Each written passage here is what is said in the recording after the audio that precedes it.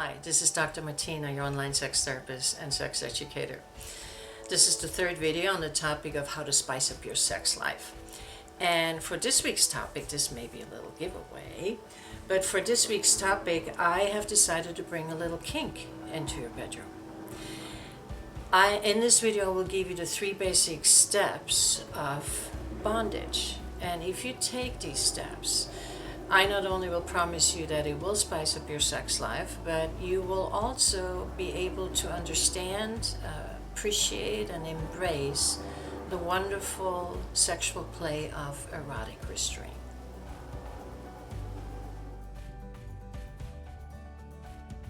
Why bondage? Why are you attracted? Why are you drawn to bondage? Why is your partner drawn to bondage? And this is a conversation that's the first step in order to have this amazing experience with erotic restraint. Knowing what turns your partner on about the idea of bondage is something that will also give you the freedom to explain where you're coming in with your hotness. Remember, bondage offers power, surrender, and intimacy, which is a very rich ground for creativity, for feelings, for arousal, a certain amount of fear, you name it. All of those emotions are part of erotic restraint, and that's what makes it hot. Over the years, I've been able to ask this question many times to my clients, why they're drawn to bondage or erotic restraint or power and surrender. And the variety of answers I've got always amazes me, because our sexual creativity is just wonderful, unique, and very, very rich. Here are some of the answers I've heard. Being able to surrender, which is the opposite from my work life. The tension of being restrained pushes my arousal through the roof. The intimacy when you surrender or dominate a person you're lovingly connected with. The thrill of doing something taboo. Diving into emotional intimacy and deep trust. Not being able to do anything but just feel hot excitement. Freedom to express my sexual creativity. Being able to have my partner's body all to myself. The power of being in charge of my partner's pleasure. The beauty of the bound body or my partner, and showing the beauty of my own bound body. So I suggest that you bring this list to the conversation, and it will help you get it started. It may give you some insights that your partner wasn't able to tell you, but now there's an example that somebody else thought this or that was exciting. It'll be very informative, and it will be fun. Because remember, sex is supposed to be fun, including something that you're not quite familiar with. So I hope that you will start that conversation, because that is your first step. Right moment and the right tools.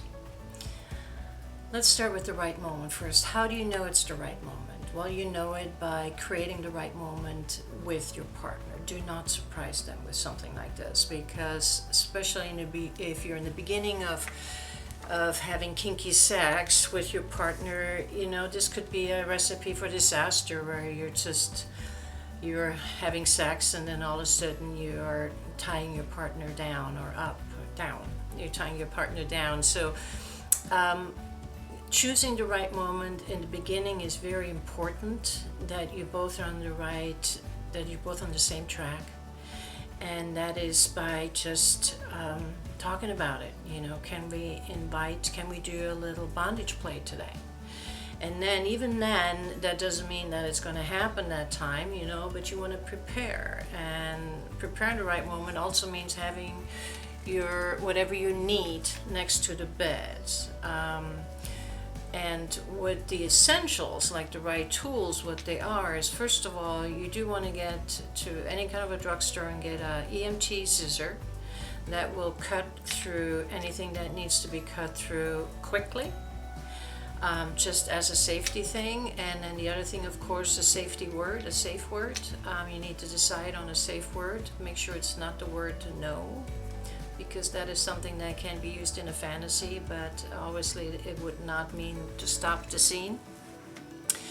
And then of course something to use for the bondage. You know, you can use you don't have to spend a lot of money on this. You know, you can walk around even with your partner, says, okay, let's see, what could we use to tie each other up? You go through the closet, you go through your drawers, find a soft scarf. I'm into soft things because I'm into textures, so I really like things that are tender to my skin and not rough. So a soft scarf will take care of that. You can take an old sheet and rip it into, you know, kind of like little strips, or strips the size of a sheet. Obviously that would be sufficient with its length and soft. And you can get a belt from a bathrobe, or you can go to Ace Hardware and pick up some rope and just, you know, do it with your partner. I mean, that could be a great trip out. Okay, let's go see if we can find some rope, and then you touch it. What do you think, hon? Do you think that feels good? And I'm like, you know, and you can fantasize right there. I mean, that is hot. So, you know, having the right tools just means doing it together, and making sure that this is something that you both feel comfortable with, because remember, bondage is intimidating. It can be intimidating for people who have fears, potential fears with it, and all kinds of other emotions that make it a little difficult to be just open for it. And so make sure, so the right moment means you discuss the right moment with your partner. The right tool means you work on those tools together. And that would be step 2. Sweet aftercare. You don't want to miss out on that. In order to have bondage, an experience that you want to relive and grow with it and build on it, you need to consider, not just consider, you need to experience the aftercare. Bondage, like I mentioned earlier, offers power, surrender, and intimacy. The intimacy part obviously gets heightened due to the fact that one is surrendering and trusting, and the other one is dominating and taking care of their partners that way. That creates a lot of intimacy. So doing aftercare after a scene of tying someone down is not only important for a good feeling afterward, it is also so rich in amazing emotions. You can do all kinds of aftercare. You can just hold each other. You can cuddle. You can talk about what was wonderful about it. You can make love afterwards. You can go to the refrigerator, get some ice cream, and eat ice cream in bed, and just linger in the moment.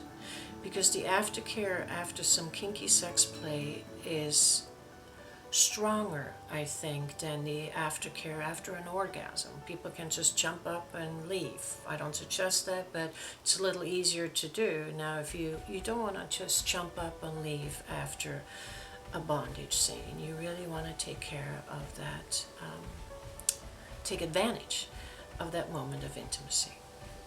Those are the 3 steps, and what I'm hoping is that they have taken away some of the intimidation that bondage can, or the topic of bondage, or the topic of kinky sex play can bring, and some of the insecurities I hope are taken away, the inhibitions are taken away, because if you follow those 3 steps, I can promise you that your experience will spice up your sex life. And if you need any help with any of these steps, if you just, need to talk to me about how do I start this conversation, or what can I say, what can I not say, this can be taken care of in a 1-hour conversation with me. So I hope to hear from you, and next week we're going to have another suggestion to spice up your sex life. I will see you next week.